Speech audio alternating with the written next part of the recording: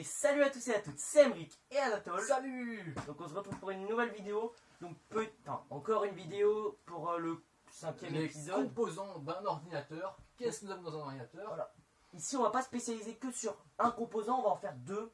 Voilà, on va faire le disque dur Voilà. et le lecteur CD. Parce que le lecteur CD est un composant auxiliaire. Option, Donc c'est une option même.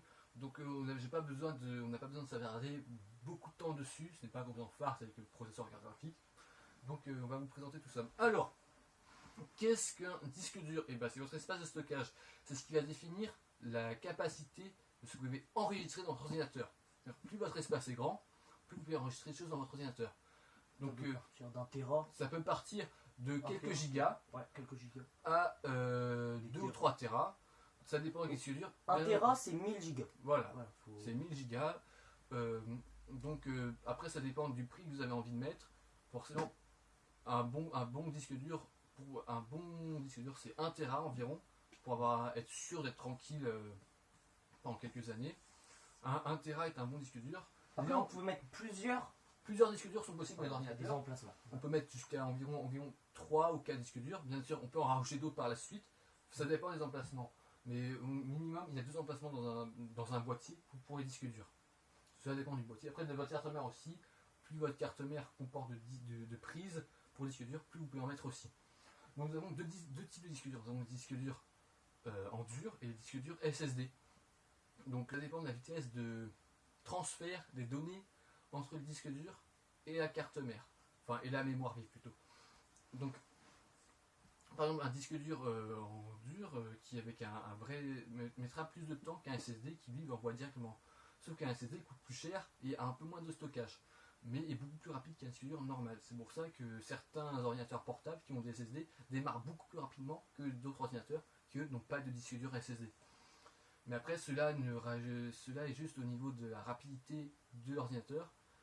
Cela n'influencera pas en jeu. Une fois que l'ordinateur est démarré, cela n'influence pas. C'est juste sur le démarrage et puis le lancement de certaines applications. Mais sinon, il n'y a pas. Une fois qu'une application est lancée ou que l'ordinateur est lancé, et ben, ça tourne parfaitement. C'est presque la même chose. Donc, le lecteur de disque ensuite est là pour lire vos disques. Ceci est optionnel. Maintenant, vu la disparition des disques, maintenant plus de choses se font en téléchargement. Par exemple par Steam. Par Steam, par d'autres plateformes, mais il peut toujours être important d'en avoir un. Ça ne coûte pas cher du tout, dans une vingtaine d'euros, et vous pouvez lire vos vieux disques, par exemple d'il y a une dizaine d'années, qui sont encore quelque part dans une armoire, et donc vous avez des fichiers dessus et les transférer sur disque dur, qui eux pourront être transférés ensuite sur d'autres ordinateurs, et ainsi de suite. Après, faut voir avec le boîtier aussi, parce que sur les boîtiers gaming, pur gaming, il n'y a pas spécialement Parfois il d'emplacement. n'y a plus d'emplacement de lecteur disque. Dans ce cas-là, vous pouvez mettre un lecteur disque externe qui lui aura un temps de transfert un petit peu plus long. Mais sinon, moi je conseille vraiment de mettre un lecteur disque, un ancien, ça coûte 20 €. Et vous pouvez jouer à des vieux jeux tels qui sont eux-mêmes sur CD, qui ont une dizaine d'années, qui sont très bons jeux aussi. Les nouveaux jeux comme Farming. Farming le fait sur Steam, mais le fait aussi sur PC, voilà. sur CD. Il y a aussi certains nouveaux jeux qui sont encore faits sur CD, même si c'est de plus en plus rare. Donc il pourrait être très intéressant d'avoir un lecteur disque, surtout que les taux de transfert sont plus rapides que par internet souvent. Ou même pour graver un CD. Ou pour graver un CD aussi, très important.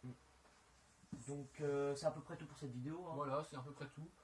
Donc, tous les disques durs sont compatibles avec n'importe quel type de carte mère, c'est des câbles universels SATA, donc il n'y a aucun souci de compatibilité. Donc j'espère que cette vidéo vous aura plu. Donc n'hésitez pas à vous abonner, à liker la vidéo, à vous abonner, à mettre les notifications. Donc n'hésitez pas à aller nous rejoindre sur nos réseaux sociaux, ils sont dans la description. Voilà, donc aussi plus tard je mettrai ma chaîne YouTube qui parlera d'histoire sur la Seconde Guerre mondiale, sur les machines de la Seconde Guerre mondiale. Vous inquiétez pas, je ferai une vidéo sur ma chaîne pour faire une pub. Mais là il a toujours pas créé, donc quand il la créera, et ben je la mettrai dans la description. Voilà. Donc vous étonnez pas si elle est toujours pas là, elle arrivera. Voilà, elle arrivera, voilà. Donc bon ben à plus pour de vidéo. C'était Emric et Anatole. Kenavo. Un grand merci d'avoir regardé la vidéo jusqu'à la fin. Si ça vous a plu, n'hésitez pas à liker et surtout à vous abonner. A plus.